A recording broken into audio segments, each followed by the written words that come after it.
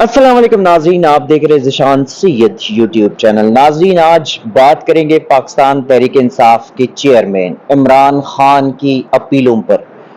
Cipher case में जो कि उनकी जमानत हो चुकी है सुप्रीम कोर्ट से, लेकिन दिगर नैब रेफरेंसेस GHQ गेट हमला केस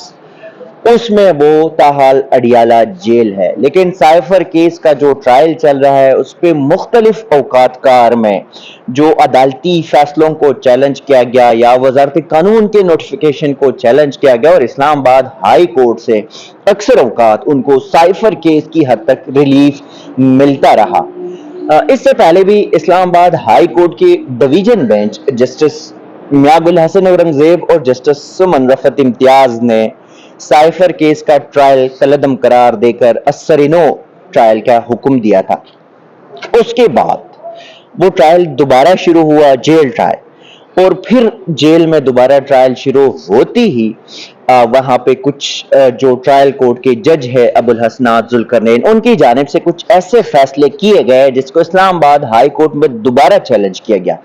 और फिर सिंगल रुकनी बेंच जस्टिस मियागुल हसन औरंगजेब की अदालत में दोबारा ये अपीलें यहाँ पे फिक्स हो गई। एक ये था कि इस्लामाबाद हाई कोर्ट के डिवीजन बेंच का जो फैसला था वो ये था कि जेल ट्रायल नहीं होना चाहिए, लेकिन अगर जेल ट्रायल सिक्योरिटी कंसर्न है तो उसके लिए प्रॉपर जो नोटिफिकेशंस है, जो प्रोसीजर है, वो अप्लाई करना चाहिए। दूसरा ये कि वहां पे ओपन ट्रायल होना चाहिए। ओपन ट्रायल नहीं होगा तो ट्रायल के ऊपर सवालात उठेंगे। तो वो ओपन ट्रायल के हवाले से जब वो ओपन ट्रायल शुरू हो गया तो शुरू में 3 सहाफी गए थे, 3-4 सहाफी गए थे, फिर उसके बाद पाबंदी लगाई, फिर अब 1-2 सहाफी जाते होते।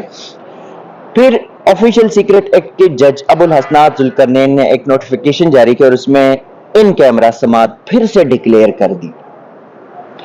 दूसरा है कि उस साइफर से मुतल्लिक जो मुतल्लिका दस्तावेजात है वो भी इमरान खान की जो लीगल टीम है उनको प्रोवाइड नहीं किए गए। उसके खिलाफ इमरान खान ने फिर से हाई कोर्ट में अपील दायर कर दी, और उसमें लास्ट हियरिंग पे दिसंबर में जो समाअत हुई थी उस पे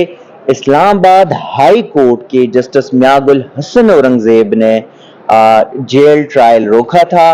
और ऑफिशियल सीक्रेट एक्ट की जो खसूसी अदालत है उनको कहा था ट्रायल कोर्ट को कि आप समाअत नहीं करेंगे। आज अटॉर्नी जनरल पेश हुए और तब भी अटॉर्नी जनरल ने कहा कि 25 टोटल गवाहान है, 25 में से 13 गवाहान का जो बयानात है वो हमने रिकॉर्ड करा लिए है। इसमें 4 ऐसे थे जो उनका स्टेटमेंट जो था वो, क्योंकि फॉरेन वजारत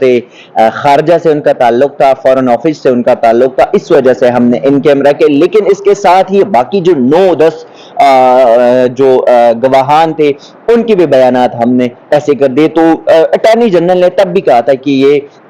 गलत है, अगर ये अदालत समझती है और हम दोबारा करने को भी तैयार है। उसके बाद आज जब समाअत हुई अब से कुछ देर पहले, तो अटॉर्नी जनरल ने एक बार फिर जस्टिस मियागुल हसन औरंगजेब की अदालत में बताया कि जिन रिकॉर्ड स्टेटमेंट के ऊपर ऑब्जेक्शन है, एतराज है, हम वो 13 के 13 गवाहान के बयानात जो है वो दोबारा कलमबंद करने को तैयार है। दूसरा ये कि ये जो 14 दिसंबर का जो फैसला था, 14 दिसंबर का ट्रायल कोर्ट का,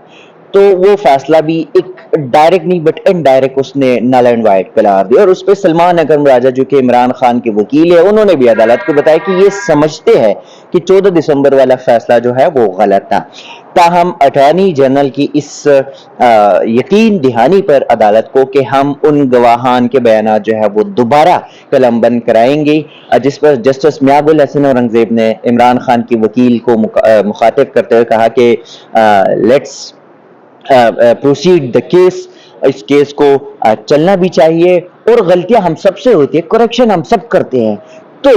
दूसरे साइड की कुछ तरजीहात, दूसरी साइड की कुछ मजबूरियां भी होंगी, उनको भी देखना है। लेकिन केस अगर चल रहा है और ये यकीन दहानी करा रहे तो फिर उसमें तो कुछ भी नहीं है। जिस पर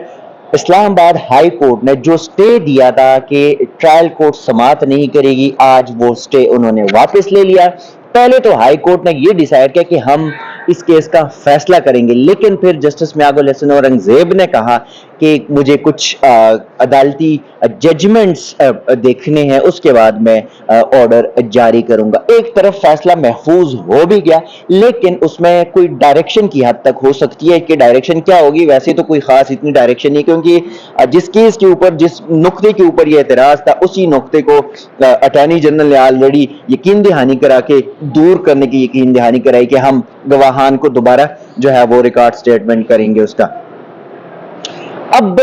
دوسرا یہ کہ ایف آئی اے اس کیس میں جو اسلام آباد کے بڑے سینئر وکلاء ہے، راجہ رضوان عباسی، شاہ خاور اور ذوالفقار نقوی، پہلے سے یہ تین بڑے تگڑے وکلاء جو ہے، جو کریمنل وکلاء ہے، کریمنل سائڈ کے، کریمنل قانون کے، ان کو اس کیس میں رکھا گیا تھا۔ لیکن آج ایک اور کیس، ایک اور سینئر وکیل، سابق جسٹس ریٹائرڈ حامد علی شاہ کو اس کیس میں ایف آئی اے نے اپنا جو پروسیکیوشن ٹیم کا حصہ بنایا اور وہ لیڈ کریں گے۔ یہ جسٹس حامد علی شاہ اس سے پہلے ٹیریان وائٹ کیس میں بھی نمائندگی کر چکے ہیں، جب اسلام آباد ہائی کورٹ میں لاہور کے ایک پٹیشنر ساجد محمود تھا، انہوں نے ٹیریان وائٹ کیس میں عمران خان کی نہلی کے لیے درخواست دائر کی تھی، تو تب اسی حامد علی شاہ کے جو خدمات تھے انہوں نے لیے تھے، اور یہ حامد علی شاہ بڑا سینئر اور بڑا مہنگا وکیل بھی ہے، لیکن آج ایف آئی اے نے اس کے خدمات اس کیس میں بھی لے لیے۔ وہ الگ بات ہے کہ ٹیریان وائٹ کیس کا 3 رکنی بینچ کا جو فیصلہ تھا، اس میں 2 جو ججز تھے، جسٹس محسن اختر کیانی اور جسٹس ارباب محمد طاہر نے اس پٹیشن کو خارج کیا تھا، فیصلہ اپلوڈ بھی کیا تھا، لیکن چیف جسٹس عامر فاروق نے وہ ویب سائٹ سے ہٹانے کا حکم بھی دیا تھا، اور اس کیس کا آج تک فیصلہ بھی نہ ہو سکا۔ ناظرین اب تک کے لیے اتنا ہی، اسی قسم کی چیزیں آپ کے ساتھ شیئر کرتے رہیں گے، تب تک کے لیے دیجیے گا اجازت، اللہ حافظ۔